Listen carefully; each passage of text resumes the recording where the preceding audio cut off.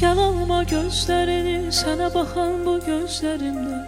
İcazə ver baxışın, nəfəs almana səbəb olsun.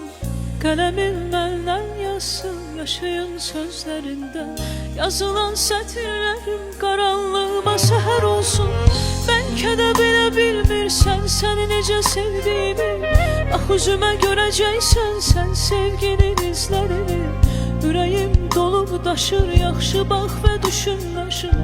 Elə belə bilib keçmə sana var olan hisslərimi. Neylərəm dünyanı sən olmasan yanımda. Deneylərəm, axtarım sevgi yollarında. Gözlərəm yorulmadan, neylərəm sən olmadan. Bu dünyada sənlə bir ömrüm eşqlə doymadan. Neylərəm dünyanı sən olmasan yanımda. Deneylərəm, axtarım sevgi yollarında. Gözlərəm yorulmadan, neylərəm sən olmadan. Bu dünyada sənlə bir ömrüm eşqlə doymadan.